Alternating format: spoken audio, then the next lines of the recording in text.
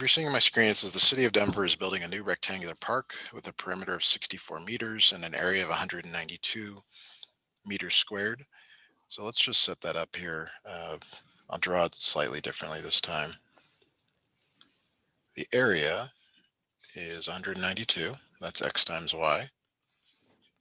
And then the perimeter is 64, that's x, y, x, y. So 64 equals 2x plus 2y.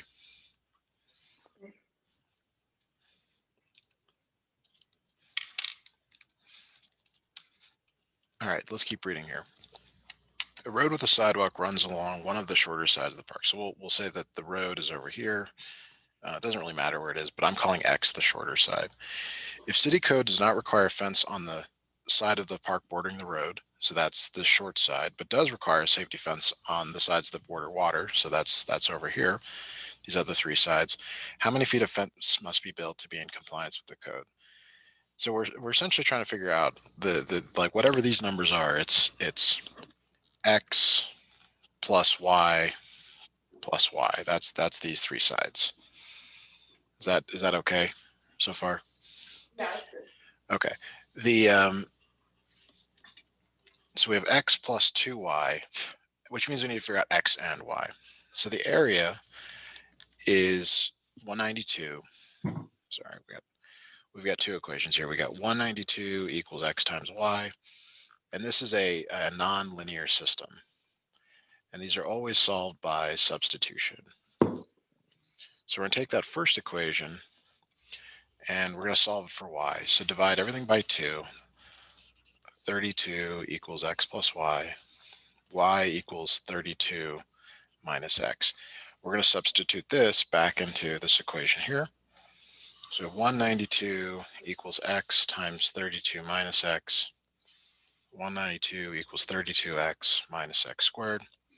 Let's move everything to the left side. So it's x squared minus 32x minus 192 plus 192 equals 0. So we're trying to find two numbers that multiply together to 192 but add up to negative 32. So they're both negative this time. Do you have a calculator handy? Phone calculator. Okay. So the if you could get to here, you could potentially solve this by just factoring this. So like 2 and 96, 3 and whatever. I think this number is probably too large to expect you to do by hand. So let me get to the factored form of this so that I can just give you the factored form of this. So it's 20. It's exam 1. Exam 2 is 24 and 8. Okay. So those are 32 apart. And this works out nicely. So x is either 8 or x is 24. Because we said that x is the shorter side, the value of x is going to be assumed to be 8. So x is 8, and then y you get from one of these other equations. It doesn't matter which one you use there, but it ends up being that y is 24. So now our final solution is 8 plus 2 times 24. So it's 8 plus 48, which is 56. Okay.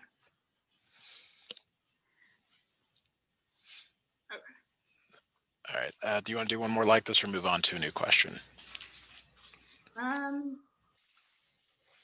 We can move on to a new question. Okay. All right. So we're up to.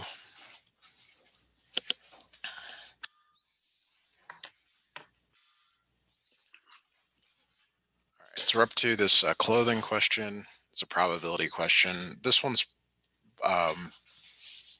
will require us. Have you taken a probability statistics class yet in your? No. Sure.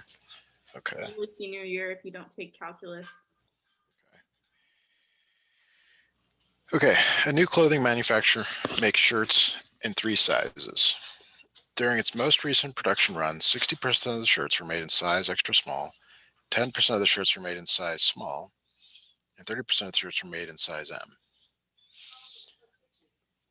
So we have shirts here, and we have 3 sizes. We have extra small, small, and medium.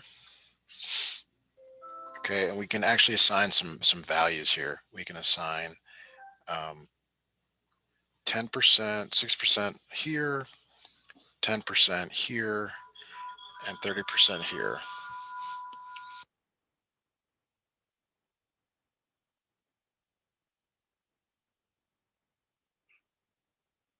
Okay, now extra small, it says 90% of the extra small.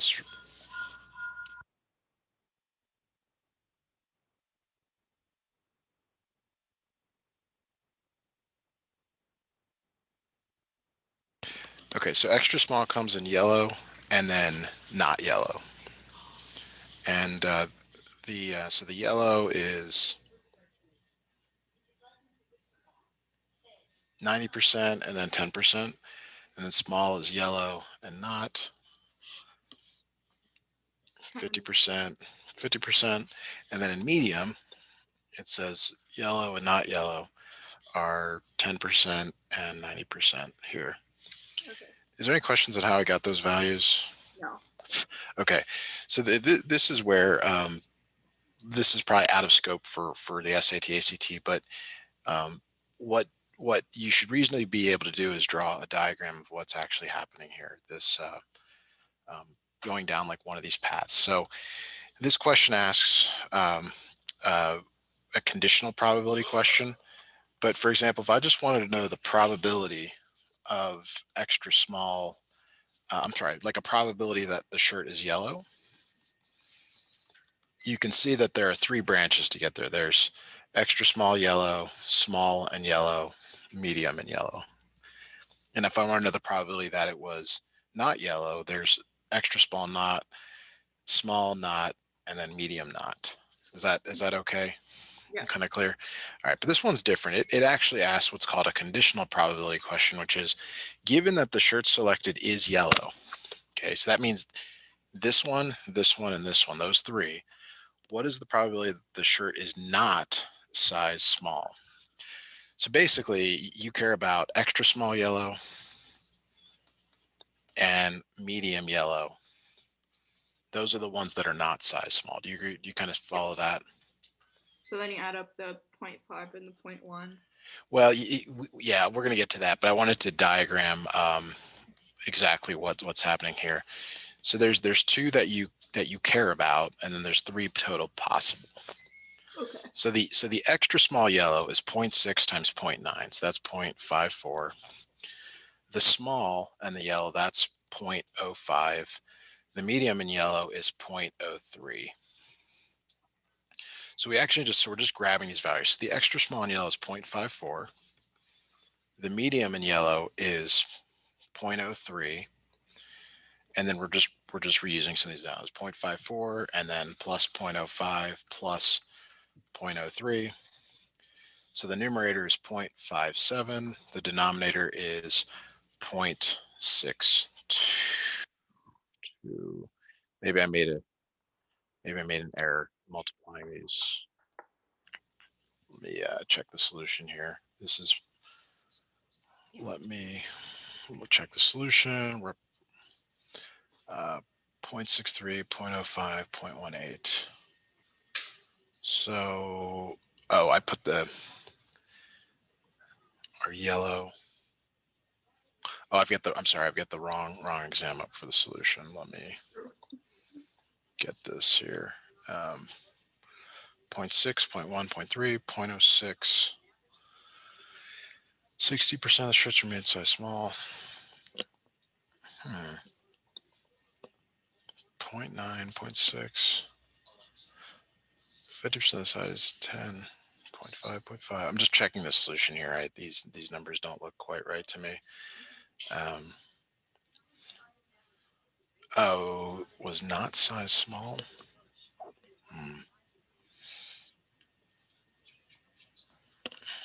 0.05 or 0.38. Okay, you know what? Let's just get past this one because it's not.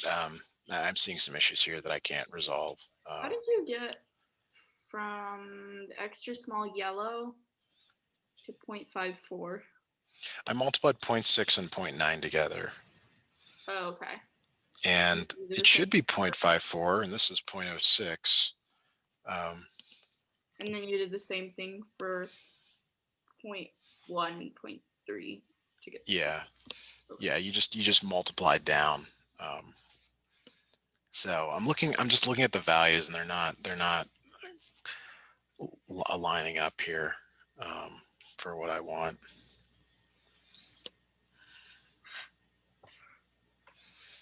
So let's just move past this one and go to question 7. This is more in line with what you would be expecting to see.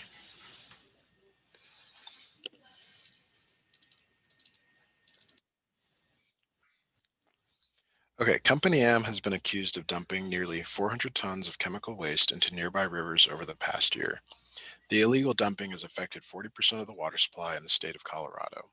A class action lawsuit has been filed against Company M and then decides to settle the matter out of court. The lawyers representing the plaintiffs will receive 10% of the total settlement, with the remaining amount to be divided among 200 plaintiffs from 10 different municipalities. If the settlement amount is 200 million, how much does every plaintiff receive? So this is one of those story problems where you're just sort of following the flow of information that's given. Some of it's useful, some of it's not useful.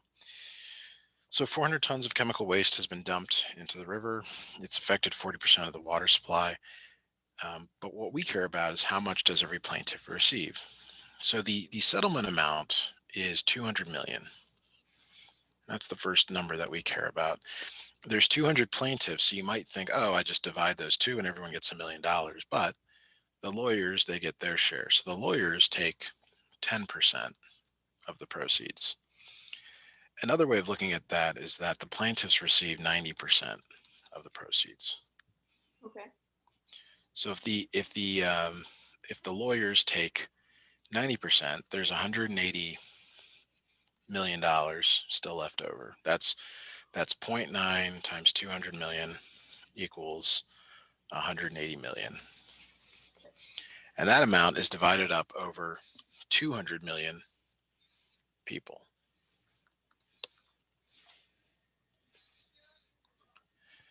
So this is one of those where maybe it looks like you need a calculator, but if you cancel those out, it's 18 over 20, it reduces to 9 over 10. So every person gets $0.9 million in proceeds. Wouldn't it be 200? It's not 200 million people. It's 200. All right, 200 people. Yeah, 200 people. Okay. Yeah, 200 million per person. All right, let me have you try one of these on your own, and then I'm going to give you the related question to this because it's it's a slightly different look at the same question. Because once you see how to do it, sometimes it's pretty straightforward here. So go ahead and read through it. I'll give you 60 seconds, and then I'll jump in here and see how you're doing.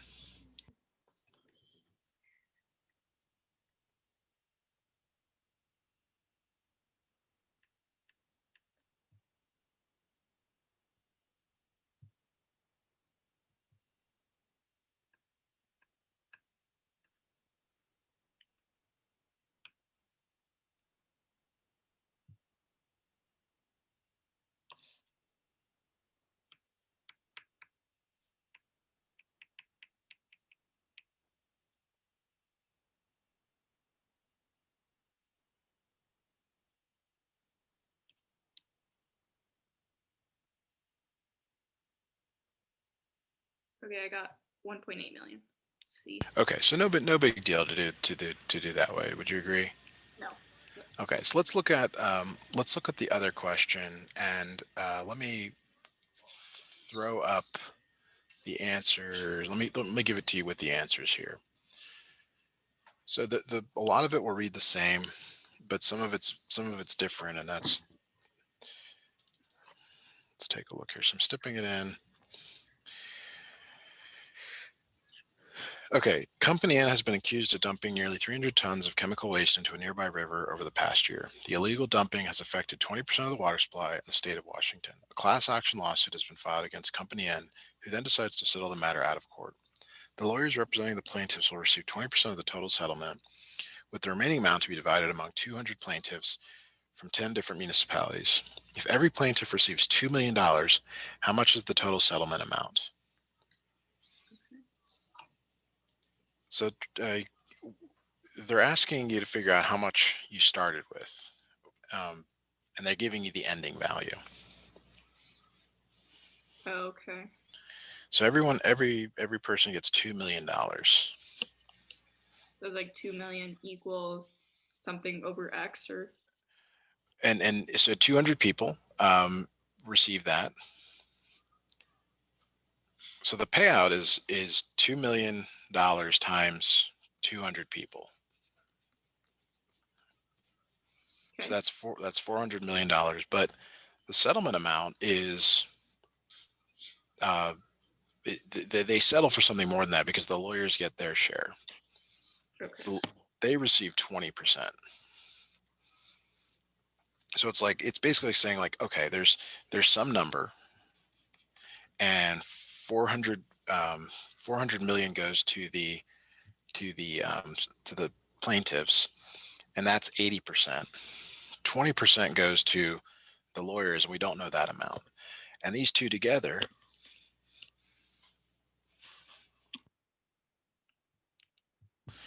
these two numbers together add up to one of these numbers over here. Okay. So what you have though is that, well, actually this is the number we're looking for. Some number times 0.8 gives you 400 million.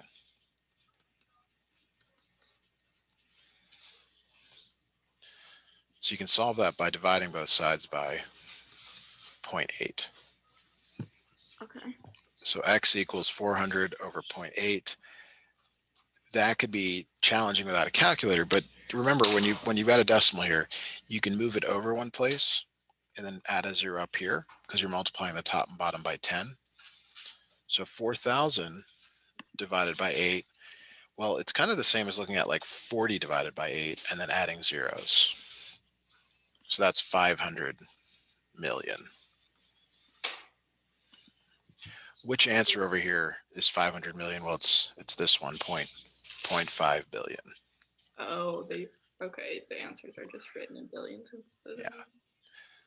So let me do this. Let me pull up one question or the other now without the answers, and I want to see how you do with it. So let me get to where I got this one open. I'm just randomly picking one. All right, so no answers this time. See if you can do the question without having those available to you. So take about 60 seconds. Let me make that bigger.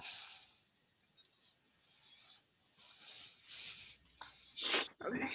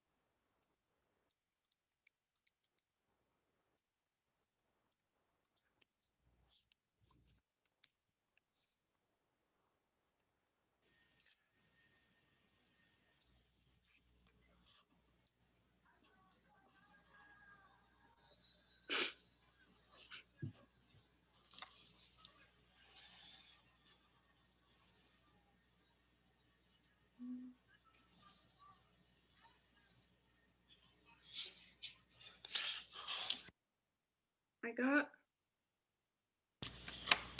1.5. Yes, 1.5. So you're a little less certain on that one, but still totally doable. Let me have you try the other, what I call the other fork, without multiple choice, just to see your comfort level with that. Okay. So let's snip that in, and then we'll move on to a new question.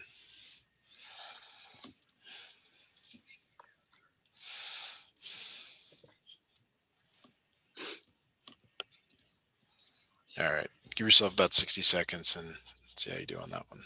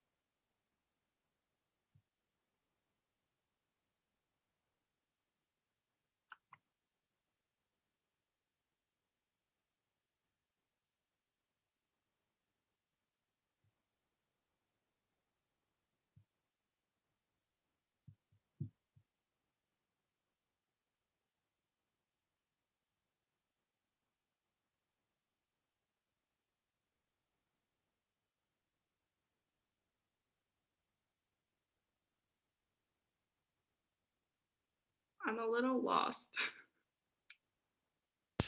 Okay. Did you get up a number at all for them? Okay. Mm-mm. No. Okay.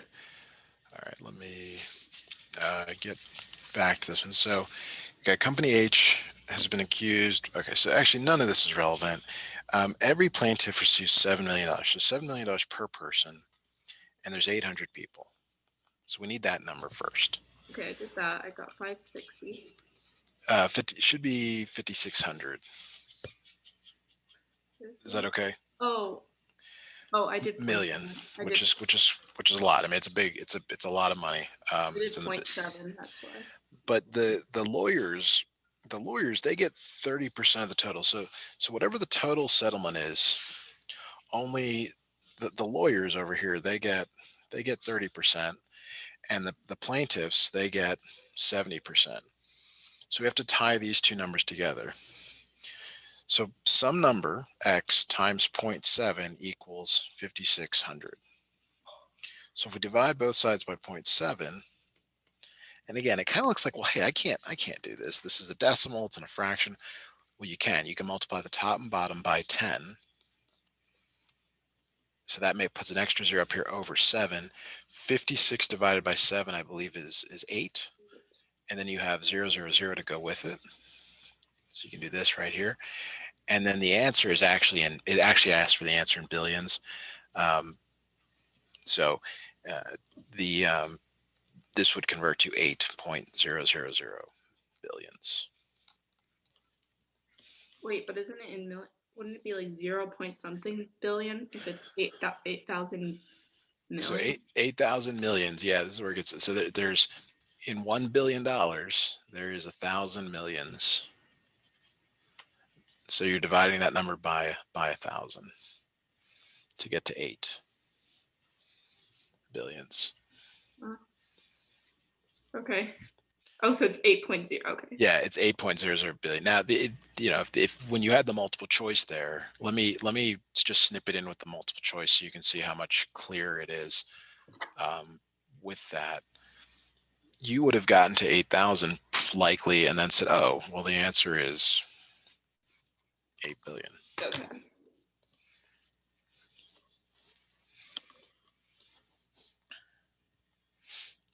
All right, let's move back to a different question. Question 8 here.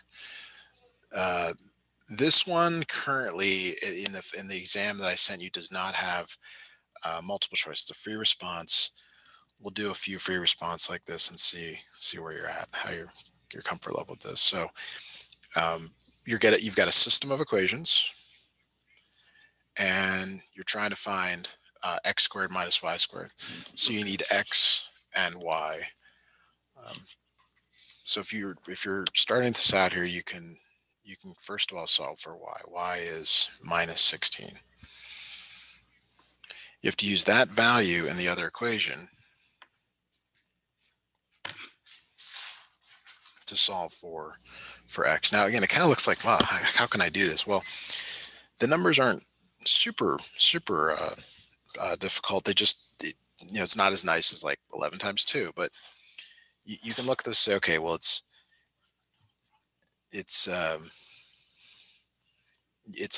10 times negative 16 and then 1 times negative 16. So it's negative 176 on this side, negative 20x plus 4.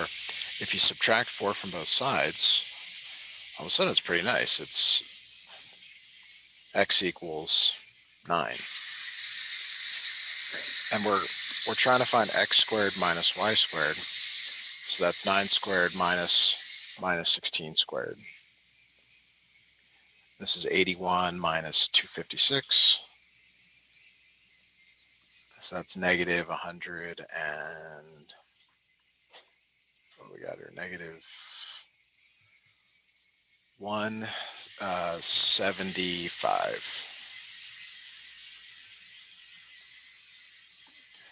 So let me give you another one of these now to work on. See what you come up with here. Okay.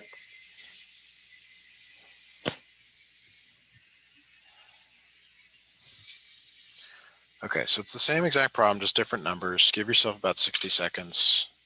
See what you come up with.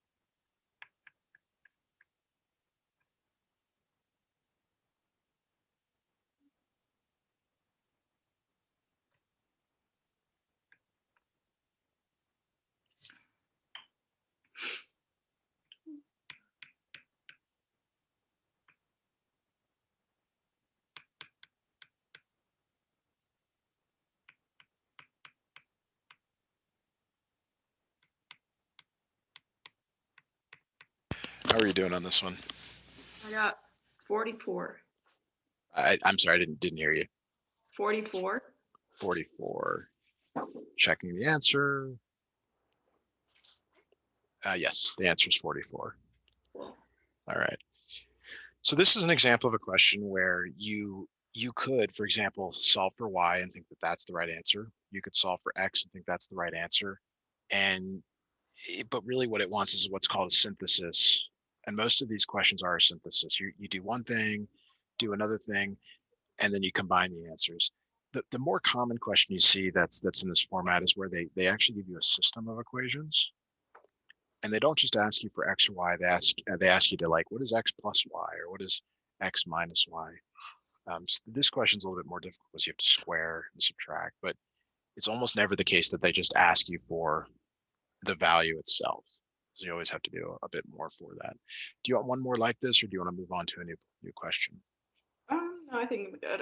This one's okay. Let's go to move question, new question here. Back to exam 1. Okay, so we're back to an exoplanet toss. All right. There's a lot of words to this one. I think I mentioned this before, that they always sort of ask a question that's has a lot to it, but this one actually is pretty straightforward to solve. So why don't you read through it and see if you can tell me what you think this problem is asking you to find. Okay.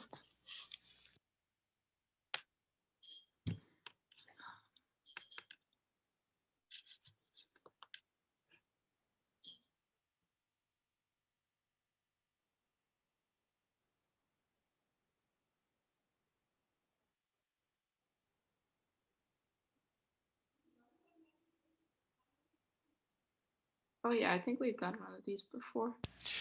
Yeah, you've seen this before. It says, what is the velocity of the object at a time 11 seconds after the object reaches its maximum height? So we want the velocity. Do they give you a velocity equation? Yeah. They do. The velocity equation is given. We just It's we 12 put the minus rate, 2t. right? The mistake though is to think that this is the time.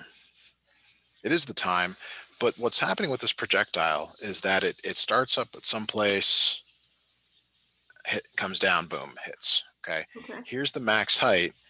This 11 seconds means somewhere later on. Oh, So, okay. so this t starts at 0. We need to figure out this t right here. This is t1, and then this t2 is 11 seconds later. Okay. So how do you find the time of of the vertex? What is that referring to here in a vertex? What is the vertex referring to? Yeah, so if we know the vertex is, if we had ax squared plus bx plus c, the vertex is at minus b over 2a. So Oh, it doesn't matter in this problem that we're using t instead of x. In your problem, minus t squared plus 12t plus 45, your a is -1, your b is 12.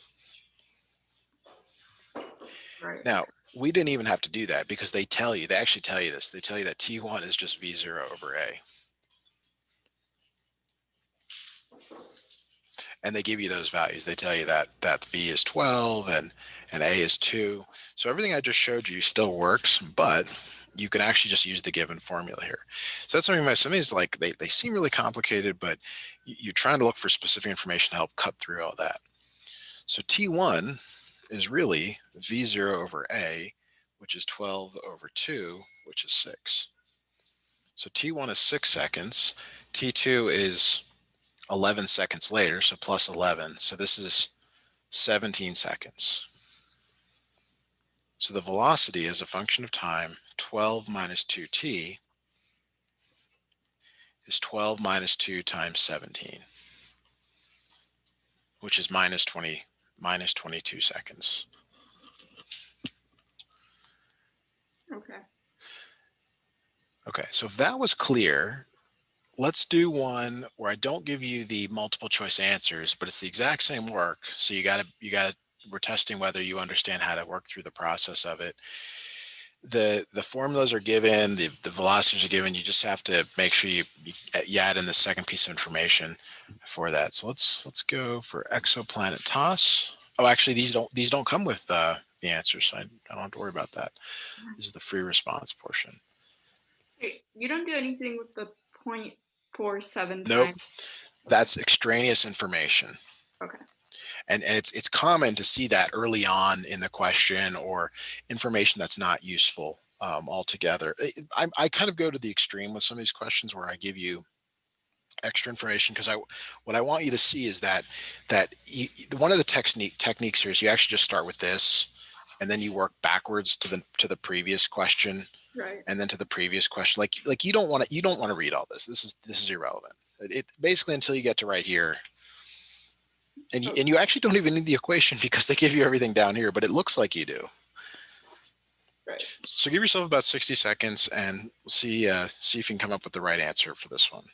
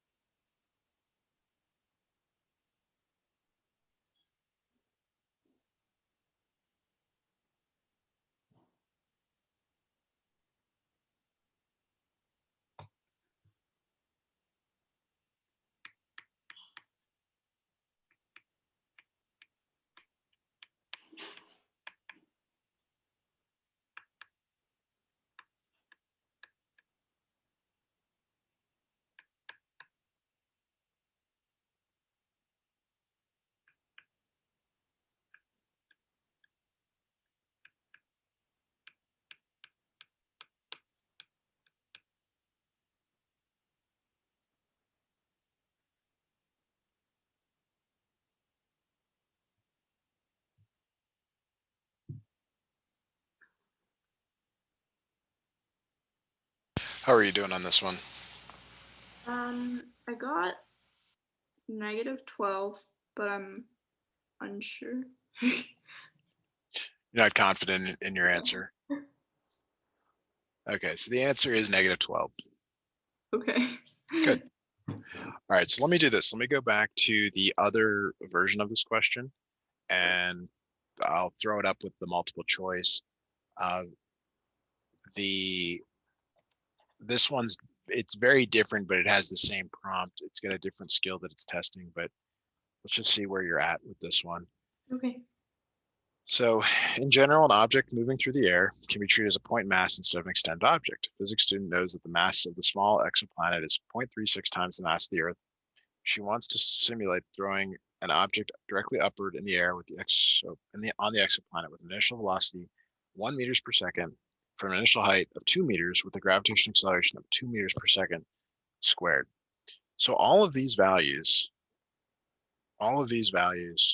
are needed for the equation here. Mhm. So see if you can write the equation with those three values. Okay. Mm.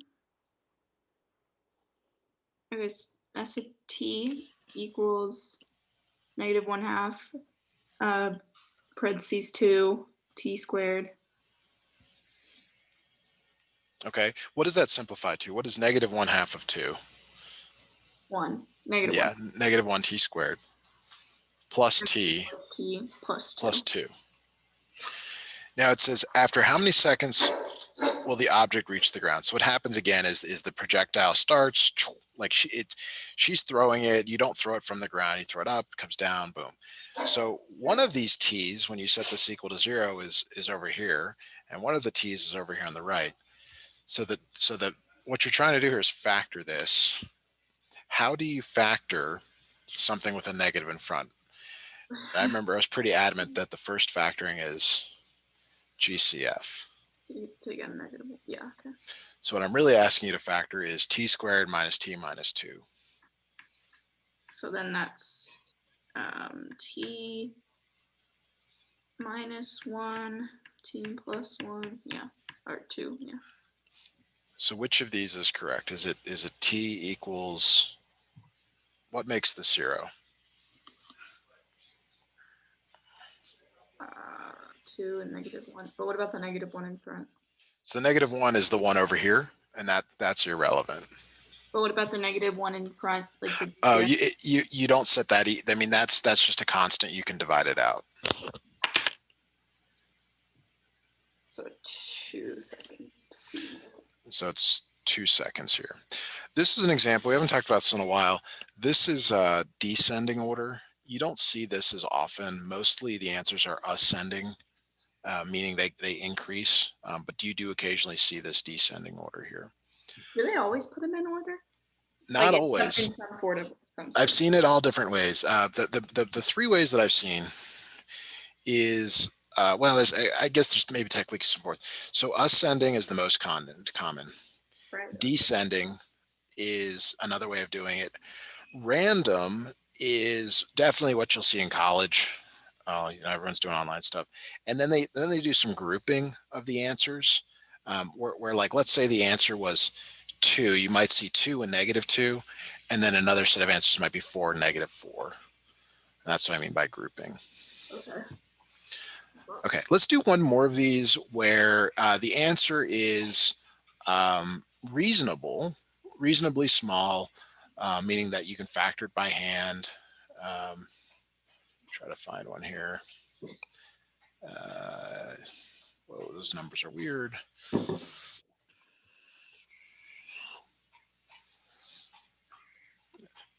Okay, let's try this one.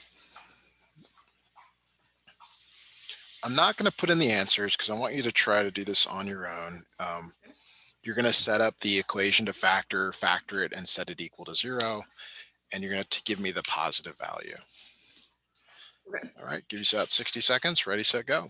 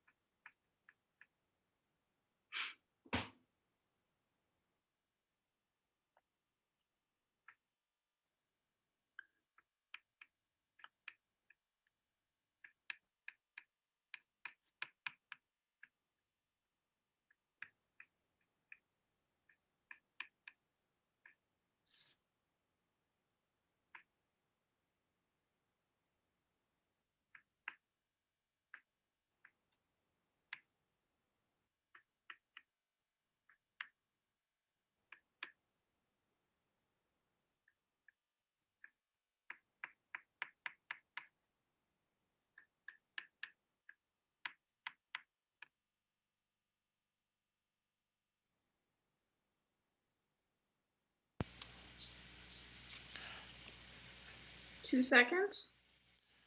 Let me check.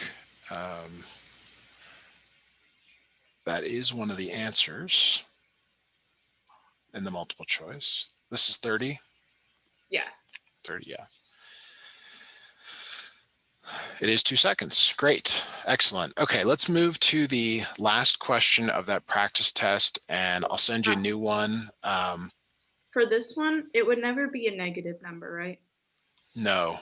Okay. Um, Just making sure.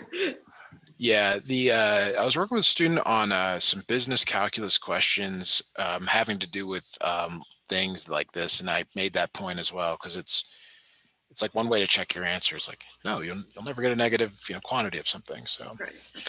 okay, so I really like this question a lot. It's because it's very indirect in what it's asking for, and that this is very it's not like your questions you see in your classroom where it just says, here's a function, find the asymptotes, find the x-intercept. You have to do something or combine something to get your answer. So it gives you a function. It says if f of x equals cx plus m over 6x plus 5, what is the value of m if the inverse has an x-intercept at x equals minus 7? So it'd be reasonable for you to have no idea how to start here. But if I asked you how you find an inverse of something, do you remember that? Do you like flip it? Or you put one over it? That's a reciprocal. Oh. So to find an inverse, the first thing you do is you switch x and y. X becomes y and y becomes x. Okay. So you get x equals cy plus m over 6y plus 5. Second step is you solve for y. Do you remember this now? Yeah. Okay, so to solve for y, you're going to multiply both sides by 6y plus 5. Oh yes, I remember So you this. get 6y plus 5 times x equals cy plus m. You get 6xy plus 5x equals cy plus m. So you got to move some things around. So I'm going to write this as 6xy minus cy equals m minus 5x. Factor out a y.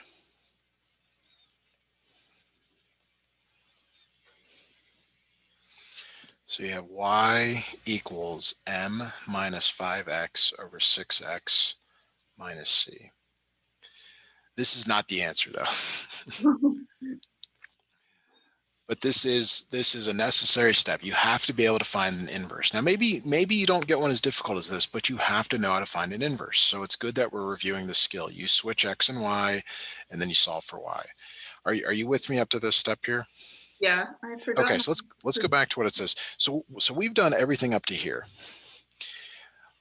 So we need to do, what is the value of m if the inverse function has an x-intercept at x equals minus 7? So when you have a rational function like this, the numerator is where it crosses the x-axis. More specifically, you set m minus 5x equal to 0. Okay. Do you remember that from Yeah. vaguely? So they give you the x value. They actually tell you that x is minus 7. So if x is minus 7, m plus 35 equals 0. So m equals negative 35. Okay, it's confusing. We might have to go over that again next time. Absolutely. What I want to do is I'm going to pull up one more question here like this, but all I want you to do for me today, because we're running out of time here, is I just want you to find the inverse, and that's what we'll close out here. So the inverse is super critical that you be able to do that. And let's jump in here, get this in. I've forgotten how to do all this basic stuff because all we do in math class this year is function analysis. Right. So and that's why a lot of students take this test multiple times, not because they're not good at math, they don't know how to do it. They just need to get back into the process of thinking about these different questions. So the very first step here is you're going to switch x for y and y for x. Okay. Oops. xy plus 1. And then Now I you're multiply gonna solve for y. by xy on both sides.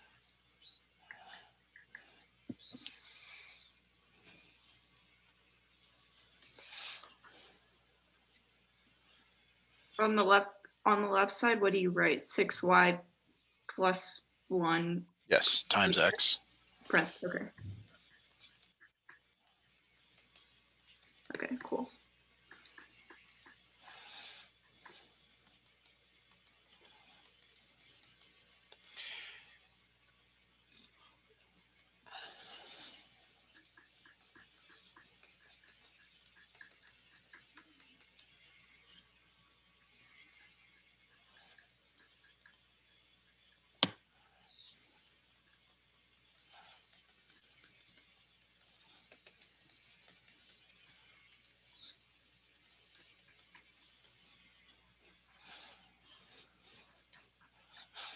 Okay. All right, so we're able to get up to here. Yeah.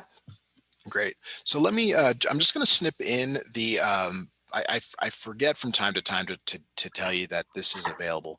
The solutions that come with all these exams, they're much clearer than my handwriting, and they also tell you what to do. Okay, so it's all the steps we just did here, but it tells you what to do. And if you're ever stuck, you know, and we don't have a lesson scheduled, you can definitely look at these. So thanks so much for scheduling. I guess I'll see you Sunday, and I'll send you out a new test book between now and then. Okay. Thank you. You're welcome. Bye. Bye now.